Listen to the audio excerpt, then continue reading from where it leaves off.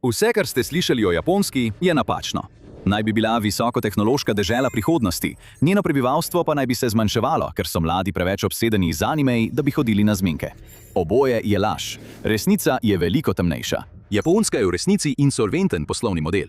Za 30-letnika v Tokiu danes imeti otroka ni le čudovit mejnik, lahko povzroči tudi resen finančni zlom. In najbolj strašljiv del? Natanko ista finančna past se že zapira okoli Združenih držav Amerike. Po vsem svetu sodobne družbe delujejo po preprostem, a temeljnem načelu. Večje število delovno sposobnega prebivalstva pomaga podpirati manjše število upokojencev. Delavci plačujejo davke, financirajo pokojnine in podpirajo zdravstvene sisteme. Ko se postarajo, naslednja generacija stori enako zanje. Ta dogovor deluje, dokler je dovolj mlajših delovno sposobnih ljudi, ki pokrijejo stroške.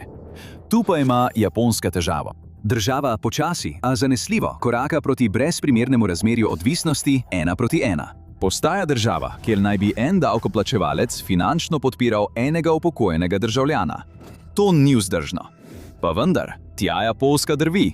Zakaj? No, država ima najstarejše prebivalstvo na svetu, saj je skoraj 30% prebivalcev starih 65 let ali več. Na Japonskem živi tudi rekordno število stoletnikov na svetu, saj je približno 99 tisoč ljudi upihnilo svojih 100 svečk.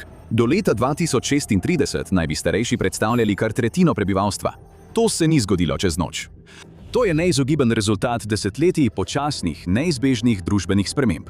Rojstna stopnja že leta upada. Medtem pa se pričakovana življenjska doba še naprej povečuje. To pomeni, da se s vsakim letom povečuje tudi število upokojencev. Pritisk pade na delavce.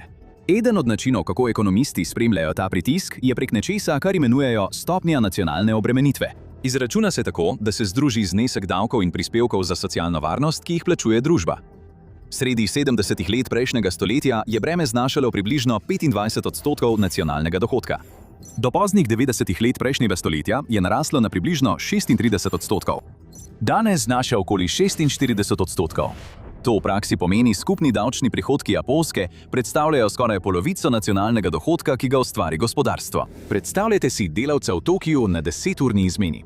Ob trenutni stopnji davčne obremenitve se lahko zdi, kot da je skoraj polovica te izmene dejansko namenjena davkom.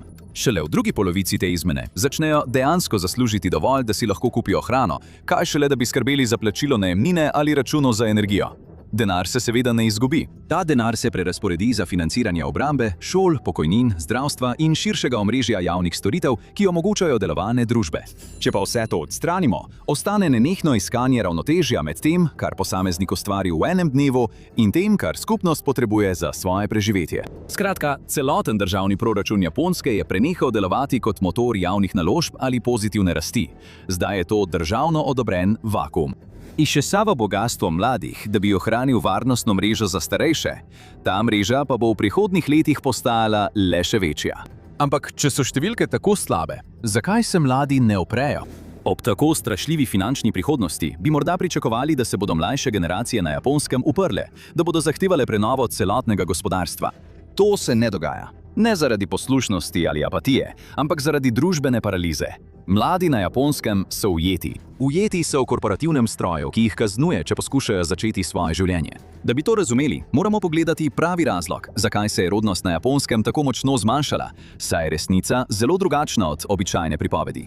Zahodni komentatorji so že leta pripisovali težave s prebivalstvom na Japonskem nekakšni kulturni napaki med mlajšimi generacijami. Pravijo, da mladi ne želijo več odnosov. Postali so osamljeni, zasvojeni s tehnologijo, izgubljeni v svetovih animejev in videoiger. Raje imajo ljubezen do digitalnih avatarjev kot do resničnih ljudi. Zato obstaja celo izraz – herbivorni moški. To je cela generacija mladih japonskih moških, ki jih ne zanimajo spolnost, zmenki ali resnični človeški odnosi. Ta pripoved je pokroviteljska in dejansko napačna. Podatki to dokazujejo. Raziskave kažejo, da si 80% samskih Japoncev želi poroke.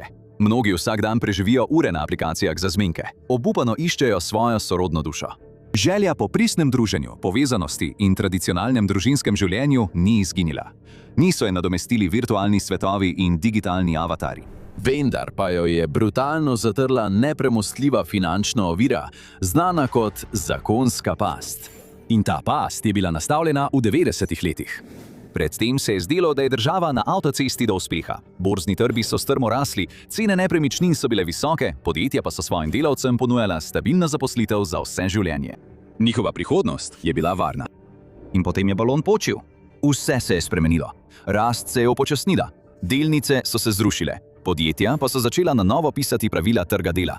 Vse zato, da bi zaščitila svoj dobiček. Vse večji delež delavcev je bil prisiljen v začasne pogodbe ali delo za krajši delovni čas in so postali del tako imenovanega prekarnega razreda. Takšna delovna mesta niso bila le slabše plačana, ampak so ponujala tudi manj ugodnosti. Prav tako ne zagotavljajo varnosti in stabilnosti, ki jo ljudje potrebujejo za načrtovanje svoje prihodnosti. Starejše generacije te težave niso imele. Vedeli so, da je njihova prihodnost varna, zato so se poročali in imeli otroke.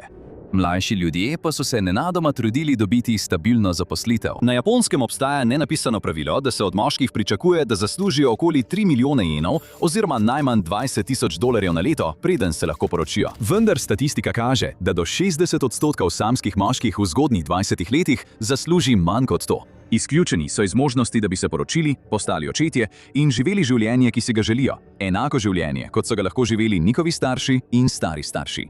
Da bi bilo še huje, tudi če paru uspe premagati finančno oviro za poroko, korporativna struktura čaka, da uniči materino kariero. V trenutku, ko se poročena Japonka odloči imeti otroka, je njeno poklicno življenje vrženo v neusmiljen ekonomski mlin. Če žensko udeležbo na japonskem trgu dela prikažete na grafu, tvori jasno obrnjeno obliko črke U. Udeležba žensk v delovni sili narašča v zgodnjih fazah odraslosti, nato pa v letih, ko vzgajajo otroke, kar pogosto sovpada z njihovimi zgodnjimi 30-imi, nenadoma strmo upade. Zatem pa se skriva še temnejša resnica. Mnoge ženske, ki zapustijo stabilne, redne službe, da bi vzgajale svoje otroke, se, ko se pozneje skušajo vrniti v primerljivo zaposlitev, srečujejo s številnimi težavami. Statistike kažejo, da je polovica ljudi v 30 in 40 letih razvrščena kot nestandardno zaposleni, ujeti v delo za krajši delovni čas ali pogodbeno delo brez kakršnekoli varnosti zaposlitve. Mnoge od teh žensk še vedno opravljajo bistveno korporativno delo, vendar prejmejo le del plačila v primerjavi s sodelavci brez otrok ali moškimi sodelavci. Možnost za nagrade, pokojninske prispevke ali druge ugodnosti je zelo malo. Poleg tega jih lahko odpustijo ali odslovijo z minimalnim odpovednim rokom. To posledično ustvarja trajen, sporno zaznamovan nižji razred mater, ki so ekonomsko izkoriščane prav v trenutku, ko se odločijo roditi otroka. Za mnoge je to življenjski cilj ali edinstvena želja, da postanejo starši. Toda ta sanje se hitro spreminjajo v finančno nočno moro in postaja še slabše. Čeprav je na določenih področjih japonske družbe prišlo do napredka, velik del podjetniške kulture še vedno deluje po prepričanjih iz 70 let prejšnjega stoletja. Moški vstanejo, gredo v službo in skrbijo za svoje družine, medtem ko napredujejo po karierni lestvici. Medtem pa žene, ki ostajajo doma, skrbijo za gospodinjska opravila. Ambiciozne poklicne ženske se ne ujemajo s to zastarelo vizijo in so zaradi tega po krivici kaznovane. Nekatere so celo izrinjene iz svojih pisarn zaradi ustrahovanja, znanega kot matahara ali nadlegovanje zaradi materinstva. To je zaskrbljujoče pogost pojav, ko so nosečnice zlorabljene, degradirane, ustrahovane in izključene iz pomembnih projektov. Celo pritiskajo nanje naj dajo odpoved, zgolj zato, ker jih vidijo kot manj koristne in manj dragocene za podjetje. Ta sistem dejansko prisili sodobne japonske ženske v izbiro. Lahko imaš plačo ali pa otroka, ne moreš pa imeti obojega. Soočenih s to nemogočo enačbo milijoni žensk sprejemajo ne le logično, ampak za mnoge edino možno odločitev. Izberejo plačo. S tem ohranjajo svojo finančno prihodnost in žrtvujejo svoje družinske ambicije. Toda ta sistem ne zlomi le ljudi. Zdaj fizično uničuje tudi infrastrukturo države. Zlom prebivalstva na Japonskem ni viden le v podatkih. Ne kaže se le v grafih rodnosti in populacijskih piramidah. Vidno je po vsej državi v obliki zapuščenih nepremičnin in napol zgrajenih domov. Podatki iz leta 2024 podrobno opisujejo osupljivo rast krize Akija oziroma krize zapuščenih hiš v državi. Osupljivih 9 milijonov domov po vsej Japonski danes sameva. To je 14% vseh stanovanjskih objektov v državi, ki niso le prazni, ampak se v mnogih primerih tudi fizično razpadajo. Da si lažje predstavljate te številke, 9 milijonov zapuščenih hiš bi zadostovalo, da bi vsak moški, ženska in otrok v New Yorku imel svoj dom. V zdravi kapitalistični ekonomiji naj bi bile nepremičnine najboljši način ustvarjanja premoženja. To je tisto, za kar ljudje delajo vse življenje. Mlajše generacije sanjajo o dnevu, ko bodo postali lastniki stanovanj. Zgodovinski trendi z vsega sveta skoraj vedno kažejo, da hiše s časom pridobivajo na vrednosti. Ljudje vlagajo vanje, odplačujejo hipoteke in svoje nepremičnine zapustijo otrokom, s čimer jim omogočijo močno ekonomsko izhodišče. Na Japonskem pa je ta sistem postavljen na glavo. Vedno manj je mladih družin, ki bi bile dejansko pripravljene kupiti te nepremičnine. Tudi tisti, ki podedujejo zapuščene domove od starejših sorodnikov, jih vse bolj vidijo kot breme in ne kot premoženje. Zato obstaja več razlogov. Za začetek so zaradi strogih nepremičninskih zakonov na Japonskem stroški rušenja astronomski. Tako tudi, če ljudje ne želijo živeti v podedovanem domu, ne želijo kriti stroškov, da bi se ga znebili. Potem pa je tu še davčna težava. Nepremičnine so obdavčene, tudi če v njih nihče ne živi. Če tokijski poslovnež podeduje staro hišo od svojih pokojnih staršev, se mora nenadoma sprijazniti s tem, da mu država pobere še več denarja. Prišlo je celo do točke, ko se ljudje aktivno skrivajo pred davčnimi organi ali pa zavračajo prevzem nepremičnin, ki bi jih morali podedovati. Nočejo si naložiti bremena premoženja, ki jim izčrpava tisto malo premoženja, kar ga imajo, in v zameno ne ponuja nobeno prave vrednosti. Posledično celotne soseske postajajo finančne mrtve cone. Polne so razpadajočih stavb, v katerih nihče noče živeti, plačevati zanje ali jih celo podreti. A to ni edina stvar, ki razpada. Japonska si je desetletja ustvarjala sloves zaradi pretiranega dela. Delavci so bili prisiljeni delati neskončne nadure, pozno v noč ostajati v pisarni, preden so se dolgo vozili domov. Vozniki tovornjakov so potovali dneve in dneve z le najmanjšimi odmori. Gradbeni delavci so delali, dokler niso mogli več stati, in ni bilo nenavadno videti pisarniške delavce, kako zaspijo na tleh železniških postaj. To je njihove misli in telesa izpostavilo izjemnemu pritisku, zaradi česar so nekateri dobesedno umrli na delovnem mestu. To je bil pojav znan kot karoši, nenadna smrt, povezana z delom. Dogaja se po vsem svetu, vendar je bil skozi leta še posebej razširjen na Japonskem in v drugih azijskih državah. Japonska vlada je, ko je prepoznala vse večjo težavo, uvedla stroge omejitve za dovoljene nadure v panogah, kot sta logistika in gradbeništvo. Poskušala je narediti pravo stvar. Poskušala je reševati življenja, vendar je pri tem ustvarila povsem novo težavo. Razlog, da je toliko delavcev delalo tako pretirano veliko ur, je bil v tem, da je bil to edini način, da je gospodarstvo države sploh delovalo. Ni bilo pošteno ali etično, vendar je bilo to hrbtenica državne logistike. Nove omejitve so to hrbtenico zlomile. Ker so bili vozniki tovornjakov omejeni na bolj humane delovne ure, je prometni sektor takoj ostal brez delovne sile. To je do leta 2024 povzročilo 14% pomanjkanje dostavnih zmogljivosti, do leta 2040 pa naj bi ta številka narasla na 34%. In tako se je pojavil nov pojav – družbeno pomanjkanje. To pomeni, da si tudi premožni posamezniki z razkošnimi domovi in veliko denarja na bančnih računih ne morejo kupiti blaga. Zakaj? Ker ljudi ni tam, da bi dejansko prepeljali to blago iz točke A v točko B. Delavci, ki so odgovorni za izpolnjevanje naročil v skladiščih, nalaganje palet in vožnjo tovornjakov po državi, so izginili. Eden od načinov, kako bi se številne razvite države odzvale in so se že odzvale na takšne krize, je zanašanje na priseljevanje, torej s tem, da pripeljejo več delavcev iz drugih držav, da zapolnijo vrzeli v njihovi logistiki in dobavnih verigah. Japonska je to leta dolgo zavračala. Japonska je izrazito zaprta država, z opazno etnično homogeno družbo, kjer tuji delavci predstavljajo le majhen delež celotnega prebivalstva. A sčasoma je država popustila. Zdaj se odpira priseljevanju. Obenem se obrača še k drugi drastični možnosti – strojem. A to je usodna, napačna ocena. Skozi moderno zgodovino je bila Japonska pogosto predstavljena kot skoraj futuristična družba, svetlobna leta pred drugimi državami po svetu. Zaradi tega so številni opazovalci, ko razpravljajo o težavah države s prebivalstvom in delovno silo, prišli do istega zaključka. Roboti bodo vse rešili. Zveni preprosto. Vse, kar mora Japonska storiti, je, da uvede stroje, ki bodo prevzeli naloge, ki jih prebivalstvo države ne more opraviti. Z vzponom umetne inteligence in močnejšo avtomatizacijo ne bi smelo biti tako težko, da bi Tokio to uvedel. Dolgo časa je vlada države verjela v to idejo. Če vstopite v japonske bolnišnice, trgovine z mešanim blagom, hotele in logistična skladišča, boste videli rezultate njihovih naložb. Roboti so povsod, od avtomatiziranih blagajn do robotskih rok za sortiranje, do negovalnih robotov, ki pomagajo starejšim in bolnim pacientom pri vstajanju in ležanju v posteli. Toda to slepo prepričanje, da lahko roboti nadomestijo manjkajoče delavce v državi, spregleda nekaj ključnega. Da roboti lahko proizvajajo blago, vendar ga ne morejo porabljati. Lahko optimizirajo dobavne verige in poenostavijo logistiko. Lahko rešijo kolaps ponudbene strani gospodarstva države. Toda to je le polovica problema, saj roboti ne kupujejo domov ali avtomobilov, ne hodijo na večerje, ne kupujejo oblačil, se ne vpisujejo v fitness ali prispevajo k potrošniškemu gospodarstvu. Zato potrebujete povpraševanje. In za povpraševanje potrebujete ljudi.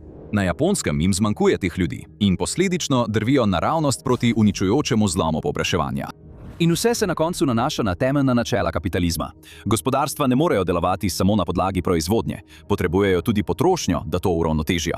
Lahko avtomatiziraš eno stran, vendar ne moreš avtomatizirati potrošnikov. Ko država ne podpira svojih mlajših generacij, ne izgubi le delovne sile, ampak tudi trg. Japonska vlada je znova poskušala rešiti to težavo in znova je obrala napačno pot. Domnevno je vlada vložila milijarde dolarjev v aplikacije za zmenke, korporativne sisteme za spoznavanje in denarne spodbude za tiste, ki si ustvarijo družino. Toda ti programi ne uspevajo. Večina mladih Japoncev poroča o popolni izčrpanosti, ko poskušajo najti partnerja. Milijoni moških in žensk v delovni dobi niso zainteresirani za nobene začasne spodbude ali enkratna izplačila, ki jim jih ponuja vlada, ker vidijo širšo sliko. Neposredno se soočajo z ekonomsko ureditvijo, ki je naravnana proti njim. Zlom povpraševanja ni zgolj domača težava. Ima korenine v generacijski kraj, ki uničuje gospodarski motor države in je požrla celo generacijo. Prava težava je v sistemu, ki daje prednost zaščiti bogastva in stabilnosti starejših generacij na neposredno škodo vlaganja v mlajše generacije. Podatki kažejo, da japonska gospodinjstva sedijo na resnično osupljivi količini finančnih sredstev, vrednih več kot 2,2 milijarde jenov, oziroma več kot 14 bilijonov dolarjev. Nažalost je za tiste v 20., 30. in 40. letih ogromen delež tega bogastva nakopičen pri upokojencih in starejših občanih, starih 65 let in več. Oni so bili tisti srečneži, ki so živeli v skoraj čudežnem povojnem obdobju, ki jim je omogočilo, da so si nagrmadili ogromne količine kapitala. Lahko so vlagali v nepremičnine in si ustvarili pokojninske prihranke. Danes pa velik del tega denarja miruje, saj so milijarde in milijarde jenov spravljene v sefih ali na bančnih računih z ničelno obrestno mero. To je mrtev denar. Ne vlaga se nazaj v gospodarstvo. Ne uporablja se za financiranje zagonskih podjetij in novih podvigov. Prav tako se ne prenaša na otroke, ki so pripravljeni, da se ostalijo in ustvarijo družine. Zaradi tega se mlajše generacije na Japonskem vse bolj zanašajo na drastično finančno rešilno bilko, ki sega daleč preko meja njihove države. Statistike kažejo, da veliko mladih Japoncev pošilja svoj kapital izven države. Zanemarjajo domače delnice in varčevalne račune, ter se raje odločajo za globalne indeksne sklade, tuje delniške trge in ameriške tehnološke delnice. Ta poteza je zelo smiselna. Ti ljudje se zavedajo, da jim njihova država ne bo zagotovila denarja, ki ga potrebujejo za življenje, kakršnega si želijo. Vsak jen, ki ga dobijo, morajo izkoristiti do maksimuma. Vlaganje v krčijoči se domači trg s propadajočim prebivalstvom je zagotova pot v izgubo premoženja. Z vlaganjem v tujino upajo, da bodo dosegli donose, ki jih potrebujejo za preživetje in morda nekega dne za uspeh. To morda deluje za posameznike, vendar je katastrofa za skupnost. Japonsko domače gospodarstvo stagnira, ker star denar ne kroži, mladi denar pa beži iz države. Če mislite, da je to le zanimiva tragedija, ki se dogaja na otoku v Tihem oceanu, si morda oglejte svoj bančni račun. Kajti vaša prihodnost je že japonska. Dolga leta so ljudje na Japonsko gledali kot na izjemo, enkratni primer, zanimivost, osamljeno otoško državo, ki se sooča z nenavadnimi, a izključno svojimi težavami. In motili so se. Tokijska kriza je vzorec za druge. To je 20-letni predogled istega gospodarskega prepada, kateremu se z vsakim letom približuje ves razviti svet. Japonska je bila le prva, ki je skočila. To je ista gospodarska past, isto kopičenje bogastva med generacijami in iste korporativne napake, ki jih lahko vidimo v drugih državah po svetu, od Severne Amerike do Evrope. Statistike kažejo, da imajo številne zahodne države, kot so ZDA, Kanada in Združeno kraljestvo, rodnost precej pod nadomestno ravnjo 2,1 na osebo. Zahod je za zdaj uspel zadržati svoje strukturno nazadovanje s pomočjo priseljevanja.